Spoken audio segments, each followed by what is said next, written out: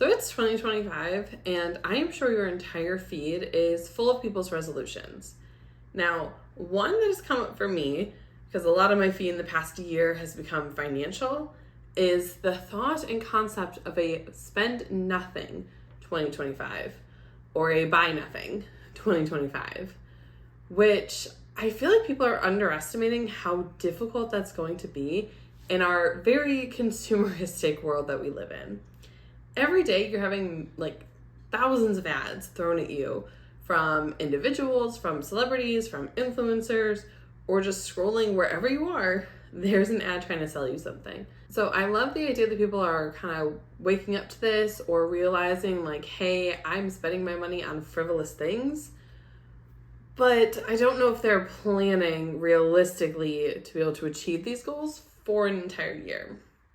But let's jump into a couple videos talking about buy nothings for 2025. I hate to be the one to say this, but the reason that the cost of living is so high and the reason that regular household items and groceries continue to increase is because we don't know how to stop purchasing things. We don't know how to say no. We don't have self-control. Like, if I think about history and why in the history books people actually got like a little bit of change, it's because they had some sort of resistance, some sort of self-control. We literally buy. Amazon, TikTok, freaking Target, Fashion Nova, Shein, whatever the case may be. All of these stores always gets orders just coming in and out. At what point do we say no? At what point do we fight back? Because the reality of it is the government is looking at us like, okay, they're never going to stop. So why would we decrease the price on anything? Y'all need to just make some more money and fend for yourselves. But no, everybody has to have the latest everything. I don't know. But coming into the new year, January 2025, I will not be purchasing anything that is not necessary. And I say this and I'm holding myself to it because I am tired of eating my money. I am tired of wearing my money. It needs to go somewhere else. Who's with me? She brought up a really good point. Like, people keep buying things and they keep spending their money a certain amount on a certain item. That price isn't going to come down. Like, I know people talk about like inflation, and I'm not going to pretend that I'm an economist or I'm extremely well educated on it. But if someone has to raise their price to $20 and people get used to spending $20 on this item, I think it takes a person about 6 months to fully adjust to either their new income or new cost of things, and that becomes the new reality. You might remember when it was 15, but now you're used to it being 20. You expect it to be 20. Why would they, who are now getting bigger profits, bring that amount down? If people are still buying it, why would they change that? So I like the idea of like looking at that and not wasting your money on eating out or it looks like buying new clothes, because it's true. How quickly do people just go to Amazon to buy something, or TikTok where you are just having things thrown in your face? I feel like every other post I see is someone trying to sell me something. I click on something once to take a look at it. Okay, that's cute. I don't need it. Then 50 more of my videos are about it. I don't want to see it. So a lot of the videos I saw were people talking about how they're going to do a buy nothing, how they're going to do a low spend year. And about half actually had rules to them, which I do think is important. It kind of more individualizes this to you. And I do think people can do anything for a year, but you do need to be realistic. Like, if you're someone who says they're going to lose 400 pounds in a year, not the most realistic thing in the world. Or if someone says they're going to see every single country in the world in a year, again, that doesn't seem feasible to me. But if you know what your weak points are, you take an evaluation of your spending and see, like my last video, if you spent almost $5,000 at Chick-fil-A, okay, maybe your goal for 2025 is I only go once a week, or I only, do something 5 times a month, and really kind of just hone down on that, kind of get it under control. Now, this next video is someone going through her rules for her buy nothing for 2025. I have decided to do a no buy 2025, and here are the rules that I've set for myself. So I decided to do this because I'm tired of all of the useless, mindless spending that I do, but also because of just the clutter that it has accumulated in my home and in my life. Like, I mindlessly spend money at Target and TJ Maxx and blah blah blah. So here are my rules for the whole year of 2025 to not buy shit. I am tired of my own bullshit, and this is going to be a way for me to get a hold of our finances. We're going to pay off all of our debt and really kind of crunch down on how much we spend, what we're spending, what we're consuming. I'm not super into like the consumerism anymore, so this is going to be a good starting point for us. So I did cut out where she went through all of her points, or else this would have been like a 7-minute clip. But she pretty much has no TJ Maxx, Ross, or Marshalls, no Target runs, no buying new personal care items, skincare, or hair care, no overspending at the grocery store, and no new clothes.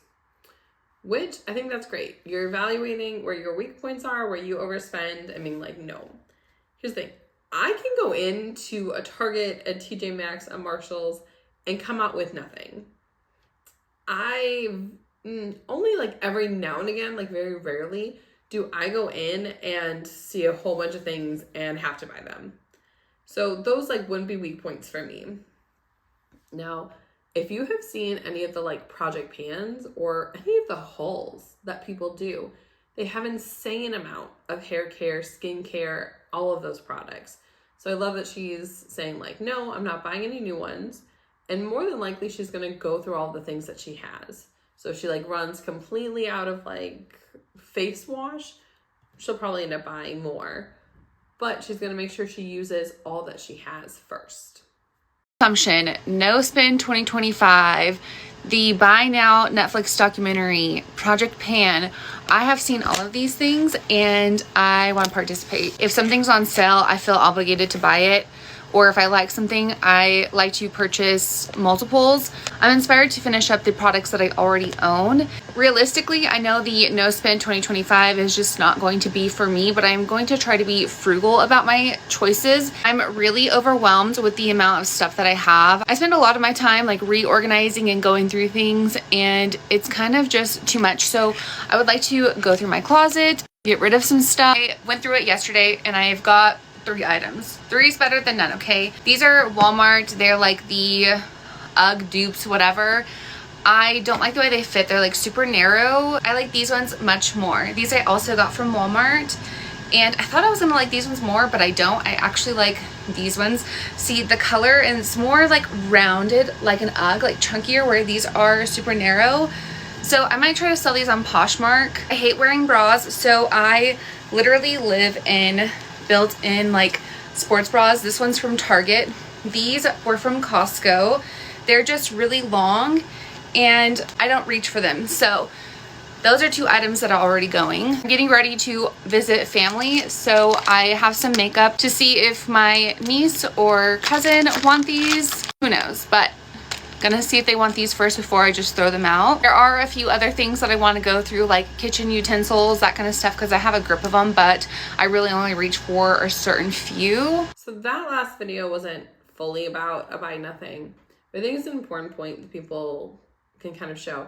You have so much of something. And I do think this is a great time of year to kind of go through items that you have. Like I currently have a like storage bucket that's just sitting in my living room. So as I'm cleaning up, if it is something we have not used, it's going in the bucket. I can see it. And if after a couple weeks, I'm still like, no, we don't need it, I might try and sell it. I might try and give it away or donate it, depending on what condition it's in. And I love that she is trying to find ways, instead of just throwing items away, in trying to sell them and trying to give them away, trying to like do something before completely throwing something away. I have not seen I think it's Buy Now on Netflix yet. It's on my list. I want to watch it, but so many products just get thrown away. And there are so many great places that you can donate items to. Like a lot of communities have Buy Nothing groups, which is just a Facebook group for your literal community. So there's like normally boundary perimeters and no one's selling anything in there. You can post and ask for something. You can just post random things that you're trying to get rid of. And normally someone will be like, yes, that's something I've been looking for.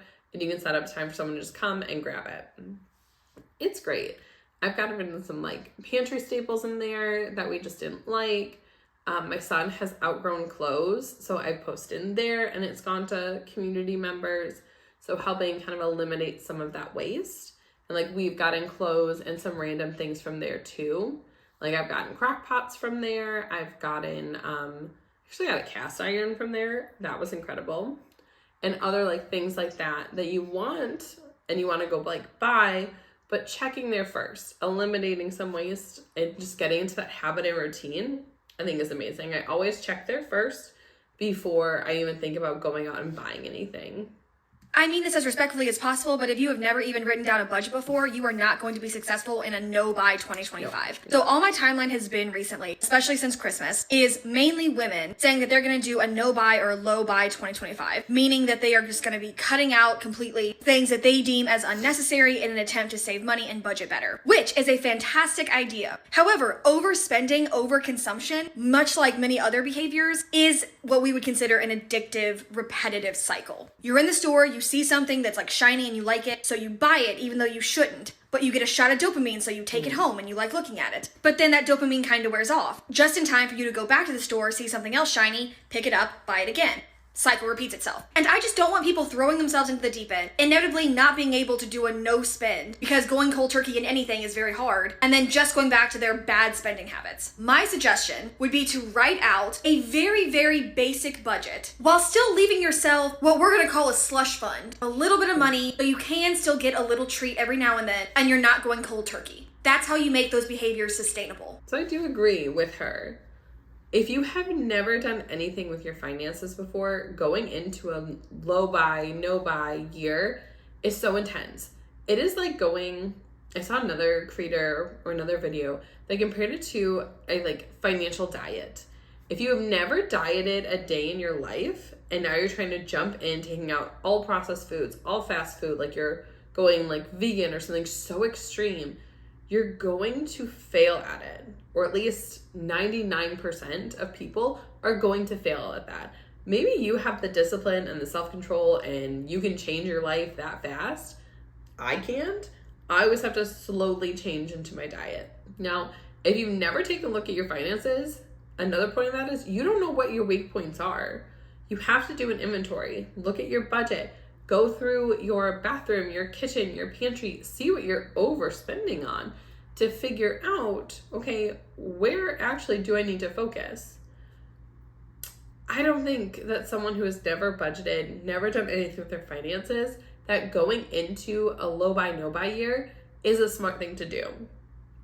If you've been focusing on your finances, you know what you can handle, then yes, you can give it a try, make your list of what you can do, what you can't do, but kind of like what she said, with like a slush fund, give yourself some breathing room.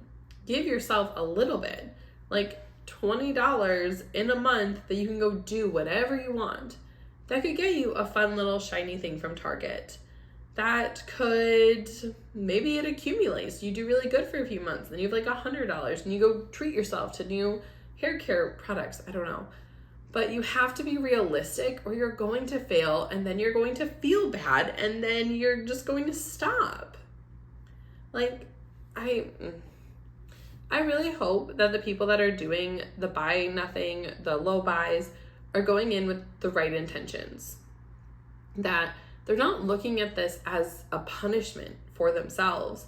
That maybe they're looking at it more of a reset or just trying to lower their consumerism or use the products they have so maybe they stop throwing away things as much, as a way of that's bettering their lives or their situation or whatever, rather than punishing themselves for spending so much on hair care products or clothes.